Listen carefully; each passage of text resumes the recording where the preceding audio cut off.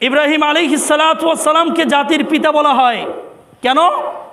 কারণ হলো জাতির ক্লান্তি লগ্নে, যে সময় জাতি নিমজ্জিত ছিল অন্ধকারের মধ্যে, যে সময় জাতি নিমজ্জিত ছিল গুনার মধ্যে, যে সময় সমাজের মধ্যে কোনো আলো ছিল না, যে সময় সমাজের মধ্যে কোনো রকম মানুষের মধ্যে সভ্যতা ছিল না, মানুষের মধ্যে কোনো রকম শিষ্টাচার ছিল না, মানুষের মধ্যে কোনোভাবেই কোনো অবস্থাতেই মানুষের মধ্যে ভালো ব্যবহার আশা করা যাইতো না, এমতো অবস্থা আল্লাহর পয়গম্বর এই সমস্ত নবী পয়গম্বরদেরকে পৃথিবীতে আনেছেন এবং বারবার পরীক্ষার মধ্যে দিয়ে পয়গম্বরদেরকে যাচাই বাছাই করে এই সমস্ত পয়গম্বরদেরকে এত বেশি যাচাই করেছেন যে হযরত ইব্রাহিম পয়গম্বরের থেকে অন্য কোনো পয়গম্বরকে আল্লাহ তাআলা এত বেশি পরীক্ষা করেন। সুবহানাল্লাহ বলেন। তার শৈশব থেকে যদি আমরা একটু খেয়াল করি, তার শৈশব কাল থেকেই তিনি পরীক্ষার থেকে আসতেছেন। তার জন্মটাও হয়েছে অন্যরকম একটা অবস্থার মধ্য দিয়ে।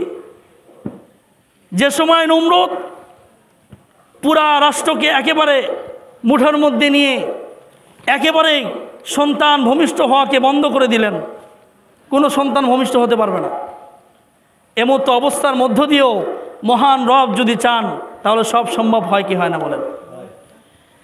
অথচ এমন একজনের ঘরে আল্লাহ রাব্বুল আলামিন একজন পয়গম্বরকে জন্ম দিলেন যার নাম ছিল আজর। আমরা সকলেই জানি তিনি বলাও ঠিক হবে না, সে একজন টাটকা কাফের ছিল। নমরুদের ঘনিষ্ঠ ভাজন একজন ব্যক্তিত্ব ছিল। যখন এমন একটা নিষেধাজ্ঞা শুরু হয়ে গেল যে কেউ কখনো কোনো অবস্থাতেই স্বামী স্ত্রী এক জায়গায় হতে পারবে না, এমতো অবস্থার মধ্য দিয়েও নমরুদ ওই ডিউটির মধ্যে ছিল যেন কেউ কোনো অবস্থাতেই স্বামী স্ত্রী এক জায়গায় না হতে পারে। নাউজুবিল্লাহ বলে। কিন্তু আল্লাহ রাব্বুল আলামিন যদি চান, অমাকারু ওয়ামাকারাল্লাহ ওয়াল্লাহু খায়রুল মাকিরিন, আল্লাহ তাআলা বলেন বান্দা তুমি আর কত মক্কর জানো, আমি আল্লাহ রাব্বুল আলামিন তার থেকে বেশি মক্কর জানি। সুবহানাল্লাহ বলে। এজন্য আল্লাহ রাব্বুল আলামিন তাদের মাধ্যমেই আল্লাহ তাবারক ওয়া তাআলা হযরত ইব্রাহিম পয়গম্বরকে দুনিয়াতে আনছেন। এরপরে মূর্তির ঘরে জন্ম, মূর্তি নিয়েই মূর্তির অবস্থা দেখে দেখে বড় হয়েছে। কিন্তু আল্লাহর পয়গম্বর তার মধ্যে এত জ্ঞান আর এত গরিমা দিয়েছেন, এত বুদ্ধি দিয়েছেন যে মূর্তি দেখে আর মূর্তি ভাঙে, মূর্তি দেখে আর কি করে, মূর্তি ভাঙে। একদিন অনেক লম্বা আলোচনা, আল্লাহর পয়গম্বর হযরত ইব্রাহিম আলাইহিস সালাতু ওয়াস সালাম ছোট, এমতো অবস্থা ইব্রাহিমকে ওই সময় মেলা হচ্ছিল, তদন্তকালে ওই সময় ওই জায়গায় মেলা হতো। ওই মেলায় নিয়ে যাওয়ার জন্য তাকে জিজ্ঞাসা করতেছে চলো মেলায় যাই। তো ইব্রাহিম আলাইহিস সালাতু ওয়াস সালাম বলতেছেন যে না, আমি মেলায় যাব না, আনা সায়েম, আমি অসুস্থ, আমি মেলায় যাব না। তো এরপরে মেলায় না যে আপনারা ইতিহাস জানেন কি হলো, সমস্ত মূর্তি ভেঙে দিয়ে বড় মূর্তির গোলায় কুড়ালটা ঝোলা রাখছে। এরপরে আল্লাহ রাব্বুল আলামিন তার জন্য তাকে শাস্তি পাইতে হয়েছে, এরপরে আবার আগুনে পুড়তে হয়েছে, এরপরে আগুন থেকে আবার আল্লাহ রাব্বুল আলামিন অক্ষত অবস্থায় উঠিয়ে দিয়েছেন। সেখান থেকে আল্লাহ রাব্বুল আলামিন উঠে আবার পুনরায় 80 বৎসর পর্যন্ত কোনো সন্তান হয় না। এরপরে 80 বৎসর বয়সে দ্বিতীয় বিবাহ করার পরে যখন একজন বাদীকে বিবাহ করলেন, বিবাহ করার পরে আল্লাহ রাব্বুল আলামিন তার ঔরসে একজন সন্তান দান করলেন, তার নাম হলো হযরত ইসমাঈল আলাইহিস সালাতু ওয়াস সালাম। সুবহানাল্লাহ। এই সন্তানের মধ্যেই সকল ঘটনা আল্লাহ রাব্বুল আলামিন ঘটিয়ে দিয়েছেন। হযরত ইব্রাহিম আলাইহিস সালাতু ওয়াস সালামের ঘরে একটা ফুটফুটে সন্তান আসলেন, 80 বৎসর বয়সে এই সন্তানটা আসলো। এরপরে দেখেন কি পরীক্ষা, 80 বৎসর বয়সে আবার এই যখন সন্তান হলো, কেবল সন্তানের বয়স 5-7 বৎসর, এমতো অবস্থায় সন্তানকে আল্লাহ তাআলার হুকুম যে তুমি তোমার সন্তানকে বনবাসে দিয়ে এসো। সুবহানাল্লাহ কবেন না? আল্লাহর পয়গম্বর কেমন, পয়গম্বরদের দিল ও দিমাগ কেমন হয়, আমাকে আপনাকে কইলে কি হইতো, আমি যত বড়ই হুজুর হই না কেন, আমাকে যদি আল্লাহ তাআলা বলতো কোনোভাবে যে তোমার সন্তানকে তুমি বনবাসে দিয়ে এসো, স্ত্রীর সন্তানকে, বলে তো দেখি আমাদের দ্বারা সম্ভব হইতো? কথা বলেন না কেন, সম্ভব হইতো? সম্ভব হইতো না। কিন্তু মহান রব আল্লাহ রাব্বুল আলামিন এই সমস্ত নবী পয়গম্বরদের মধ্যে এত বেশি ইমানি জজবা দিয়েছেন, এত বেশি ইমানি জজবা দিয়েছেন, যার বদলতে এগুলো করতে কোনো সমস্যা হয় নাই। এরপর আল্লাহ রাব্বুল আলামিন পরীক্ষা নেওয়ার জন্য যখন বললেন, আল্লাহ তাবারক ওয়া তাআলা পরীক্ষা নেওয়ার জন্য তাদেরকে রেখে আসলেন। আপনারা ইতিহাস জানেন, কাবা ঘর নির্মাণ হলো, হাউজে কি বলে আপনার জমজম কূপ নির্মাণ হলো, এরপরে সেখানে বসতি হলো, কাবা ঘরে মানুষ যাওয়া আসা করলো, বিভিন্ন রকমভাবে হলো। এরপরে আবার স্বপ্নে দেখলেন, ইন্নী আযবাহুকা মাযা তারা, আমি তোমাকে জবাই করতেছি। সুবহানাল্লাহ। ইব্রাহিম আলাইহিস সালাতু ওয়াস সালাম স্বপ্নে দেখলেন যে আমি আমার সন্তানকে জবাই করতেছি। সন্তানকে বলতেছে যে আমি তোমাকে তো জবাই করতেছি, তোমার কি মত, তোমার মতামত দাও।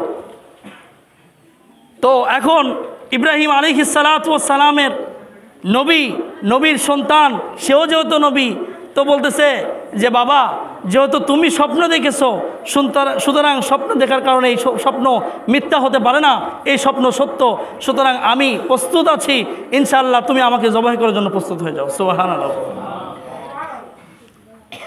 একজন পয়গম্বর, তার সন্তানও পয়গম্বর। তো এই পয়গম্বরকে নিয়ে আজকের এই ঘটনা, আজকের এই দিন আমরা উদযাপন করতেছি। সেই ছোট্ট ইসমাইল আলাইহিস সালাতু ওয়াস সালামকে যখন জবাই করতে যাচ্ছিলেন, জবাই করা অবস্থার মধ্য দিয়েও আল্লাহর পয়গম্বর মুহাম্মদ রাসূলুল্লাহ সাল্লাল্লাহু আলাইহি ওয়াসাল্লাম বলেন যে হযরত ইসমাইল আলাইহিস সালাতু ওয়াস সালামকে যখন জবাই করতে যাচ্ছিল, বারবার শয়তান ধোঁকা দিচ্ছিল। যারা হজে গেছেন তারা শয়তানকে 2বার 3বার পাথর মারতে হয়, জামরাতে পাথর মারতে হয়, শয়তানকে পাথর মারতে হয়। এই কারণেই এই স্মৃতিচারণ করার জন্য, এই সুন্দর একটা স্মৃতিকে চারণ করার জন্য এখানে পাথর মারতে হয়। কোনো ব্যক্তি যদি পাথর না মারে তারা হজে হবে না। কত বড় একটা বিষয়। তো যাই হোক, হযরত ইব্রাহিম আলাইহিস সালাতু ওয়াস সালাম এইভাবে পরীক্ষার মধ্য দিয়ে আমাদের পর্যন্ত এই দিন এবং ইসলামের একটা ঐতিহ্যবাহী একটা দিন ঈদুল আজহা আমাদের পর্যন্ত আল্লাহ রাব্বুল আলামিন অক্ষত অবস্থায় দিয়েছেন এবং আমাদেরকে করণীয় করে দিয়েছেন। আমাদের উপরে আল্লাহ তাবারক ওয়া তাআলা ওয়াজিব করে দিয়েছেন কুরবানিকে। সুতরাং এটা আল্লাহর কাছে বেশি পছন্দ হয়ে গেছে। এরপরে যখন জবেহ করার জন্য প্রস্তুত হয়ে গেল, জবে আর হয় না। এরপরে আসমান থেকে আওয়াজ আসছে, আল্লাহু আকবার, আল্লাহু আকবার। যখন এই আওয়াজটা আসছে, ইসমাইল আলাইহিস সালাতু ওয়াস সালাম তরবারির কি বলে চাকুর নিচ থেকে বলতেছে, আল্লাহু আকবার, আল্লাহু আকবার, লা ইলাহা ইল্লাল্লাহু, আল্লাহু আকবার, আল্লাহু আকবার। এই কথা যখন ইসমাইল আলাইহিস সালাতু ওয়াস সালাম বলছেন, ইব্রাহিম আলাইহিস সালাতু ওয়াস সালাম আর চুপ থাকতে পারে নাই। তখন ইব্রাহিম আলাইহিস সালাতু ওয়াস সালাম বলতেছেন, ওয়ালিল্লাহিল হামদ। সুবহানাল্লাহ বলেন। তাহলে তিনজনের মাধ্যমে আজকের এই আইয়ামে তাশরিক যেটা আমরা পড়তেছি গত একদিন আগে থেকে, এবং 3 দিন পর্যন্ত চলবে, 13 তারিখ পর্যন্ত, 13 তারিখ আসর পর্যন্ত চলবে ইনশাআল্লাহ। তো এটার উদ্দেশ্য হলো, এটা কিভাবে আসছে, এটা 3 জনের মাধ্যমে আসছে। হযরতে জিবরাইল আলাইহিস সালাতু ওয়াস সালাম আসমান থেকে আল্লাহু আকবার, আল্লাহু আকবার। তারপরে হযরতে ইসমাইল আলাইহিস সালাতু ওয়াস সালাম আল্লাহু আকবার, আল্লাহু আকবার, লা ইলাহা ইল্লাল্লাহু, আল্লাহু আকবার, আল্লাহু আকবার, এতটুকু বলেছেন। ওয়ালিল্লাহিল হামদ, আল্লাহু আকবার, আল্লাহু আকবার, ওয়ালিল্লাহিল হামদ, এই শব্দটুকু বলছেন ইব্রাহিম আলাইহিস সালাতু ওয়াস সালাম। সুবহানাল্লাহ। তো এই জিনিসটা এত বেশি পছন্দ আল্লাহ তাআলার কাছে হয়েছে যে আল্লাহ রাব্বুল আলামিন উম্মতে মুহাম্মাদের জন্য এই বিষয়টাকে এত বেশি পছন্দ করেছেন যে এই 3 দিন, অর্থাৎ যে 3 দিন আল্লাহ রাব্বুল আলামিন কোরবানি করার কথা বলেছেন, এই 3 দিনকে আল্লাহ রাব্বুল আলামিন প্রতি ফরজ নামাজের পরে প্রত্যেকটা ব্যক্তিকে, পুরুষ এবং মেয়ে, ছেলে এবং নারী, শিশু এবং কি বলে আপনার যে বালিগ হয়েছে, যে বুঝবান হয়েছে, প্রত্যেকটি মানুষের প্রতি আল্লাহ তাবারক ওয়া তাআলা এই আইয়ামে তাশরিককে প্রত্যেকটা ব্যক্তির উপরে ওয়াজিব করে দিয়েছেন। সুবহানাল্লাহ। যদি কোনো ব্যক্তি না পড়ে আইয়ামে তাশরিক, সে গুনাহগার হবে। ভুলে না পড়লে ভিন্ন কথা, কিন্তু যদি ইচ্ছাকৃতভাবে না পড়ে তাহলে সে গুনাহগার হয়ে যাবে। কত বড় কথা। তো এই জন্য আমরা সকলেই আজকের এই দিনে আসছি। এরপরে পরীক্ষা যখন শেষ হয়ে গেছে, যখন দেখে জবে হয়ে গেছে একটা দুম্বা, এরপরে জবে শেষ, আল্লাহর কাছে দোয়া করছে, আয় আল্লাহ, আমরা তো পরীক্ষা উত্তীর্ণ হয়ে গেছি, বাপ বেটা দুইজনই, এখন আমাদেরকে আপনি কিছু পুরস্কৃত করেন। আল্লাহ রাব্বুল আলামিন বলেন, যাও, তোমাকে এমন পুরস্কার দিলাম যে তোমার বংশের মধ্যেই হযরতে মুহাম্মদ রাসূলুল্লাহ সাল্লাল্লাহু আলাইহি ওয়াসাল্লামকে আমি দিয়ে দিলাম। সুবহানাল্লাহ করেন না। আল্লাহ তাবারক ওয়া তাআলা দিয়ে দিয়েছেন হযরত ইব্রাহিম আলাইহিস সালাতু ওয়াস সালাম বংশের মধ্যে। এরপরে বললেন, ঠিক আছে, যাও, তোমরা যেহেতু পরীক্ষা পাস হয়ে গেছো, তোমাদের জন্য আরেকটা কাজ আমি আল্লাহ তাআলার পক্ষ থেকে দিয়ে দিলাম, তাহলে আমার কাবাকে তোমরা নির্মাণ করো। সুবহানাল্লাহ। ইন্না আউওয়ালা বাইতি উদিয়া লিন-নাস লাল্লাযী বিবাক্কাতা মুবারাকা ওয়া হুদাল লিল আলামিন। আল্লাহ রাব্বুল আলামিন বলেন, পৃথিবীর সর্বশ্রেষ্ঠ ঘর, সর্বপ্রথম ঘর আমি আল্লাহ রাব্বুল আলামিন হযরত ইব্রাহিম আর ইসমাঈলের মাধ্যমে আমি আল্লাহ তাআলা নির্মাণ করে দিয়েছি। সুবহানাল্লাহ। এই ঘর যখন সে পরীক্ষায় উত্তীর্ণ হয়ে গেল, আল্লাহ রাব্বুল আলামিন দায়িত্ব দিলেন, যাও এখন তুমি ঘরের কাজ করো, এখন তুমি ঘর নির্মাণ করো। এরপরেই ইব্রাহিম আলাইহিস সালাতু ওয়াস সালাম এবং ইসমাইল আলাইহিস সালাতু ওয়াস সালাম দুজনে এসে কাবা ঘরকে নির্মাণ করা শুরু করেছেন। সুবহানাল্লাহ। তাহলে এখান থেকে আমরা কি বুঝলাম? আল্লাহ রাব্বুল আলামিন আল্লাহর কাজ যার কাছ থেকে নেবেন, আল্লাহ তাবারক ওয়া তাআলা সবার ক্ষেত্রে সবাইকে দিয়ে আল্লাহ রাব্বুল আলামিন আল্লাহর কাজ নেবেন, এটা হতে পারে না। কথা বলেন ঠিক কিনা? এখানে আমরা কি বুঝলাম? একজন নবী, তাকেও কতবার পরীক্ষা করেছে, আগুনে জ্বালিয়েছে, সন্তানকে, স্ত্রীকে এরকমভাবে বনবাসে দিয়েছে, এরপরে নিজে মূর্তি পূজার এই ঘরে জন্ম নিয়েছে, নিজের বাপ কাফের হয়েছে। জীবনে কখনো পর্যন্ত শুনেছেন যে বাবা আগুনে নিক্ষেপ করে কোনো সন্তানকে? শুনেছেন? কিন্তু ইব্রাহিম আলাইহিস সালাতু ওয়াস সালামের বাবা নিজেই তার সন্তানকে চরকে উঠিয়ে আগুনে নিক্ষেপ করেছে। নাউযুবিল্লাহ। এমন বাবার ঘরে জন্ম নিয়েছে আল্লাহর পয়গম্বর। এত পরীক্ষার মধ্যে দিয়েও ইমানের জজবা আল্লাহ তাআলা এত বেশি বাড়িয়ে দিয়েছেন যে তার কারণেই আল্লাহ রাব্বুল আলামিন পৃথিবীর সর্বশ্রেষ্ঠ ঘর এবং প্রথম ঘর, এই ঘরকে আল্লাহ রাব্বুল আলামিন তার মাধ্যমে আল্লাহ তাবারক ওয়া তাআলা বানিয়ে নিয়েছেন। সুবহানাল্লাহ। এর থেকে আর কি হতে পারে বলেন? এই জন্য আল্লাহ তাবারক ওয়া তাআলা আল্লাহর ঘর, রাসূলুল্লাহ সাল্লাল্লাহু আলাইহি ওয়াসাল্লামের ঘর সবার দ্বারা করে নেবেন না ইনশাআল্লাহ। এখান থেকে বোঝা যায় যে একজন নবী, তাকে পরীক্ষা করার পরে যখন পরীক্ষা উত্তীর্ণ হয়েছে এরপরে বলছে তুমি ঘর বানাও। আগে কিন্তু বলেন নাই। কেন বলেন নাই?